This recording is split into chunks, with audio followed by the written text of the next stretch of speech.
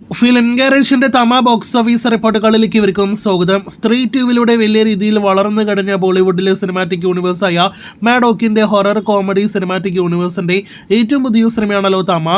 ഇന്ന് ദിവാലി റിലീസായിട്ട് തിയേറ്ററുകളിലേക്ക് എത്തിയ സിനിമയ്ക്ക് മോശമല്ലാത്ത അഭിപ്രായങ്ങളും മികച്ച തിയേറ്റർ എക്സ്പീരിയൻസ് സമ്മാനിക്കുന്നു എന്നൊരു അഭിപ്രായവും വന്നു കഴിഞ്ഞിരിക്കുകയാണ്.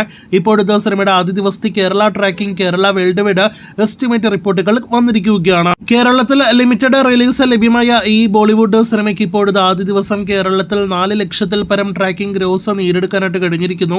ആദ്യ ദിവസത്തെ സിനിമയുടെ കേരള കളക്ഷൻ 10 ലക്ഷത്തിൽ താഴെയായിരിക്കും. അതേസമയം ഇന്ത്യൻ നെറ്റ് കളക്ഷന്റെ കാര്യത്തിൽ സിനിമ മിന്നിച്ചിരിക്കുകയാണ്. 25 കോടിയിലേക്ക് സിനിമയുടെ ഇന്ത്യയിലെ മാത്രം നെറ്റ് കളക്ഷൻ അടുക്കുന്നു എന്നാണ് പുറത്തു വന്നിരിക്കുന്ന റിപ്പോർട്ട്. വേൾഡ് വൈഡ് കളക്ഷൻ 30 കോടിയിലേറെ ഇപ്പോൾ തന്നെ ഉറപ്പിക്കപ്പെട്ട സിനിമ 40 കോടി വേൾഡ് വൈഡ് ഗ്രോസ് നേടിയെടുക്കുമോ എന്നാണ് ഇനി നാം ഉറ്റുനോക്കുന്നത്.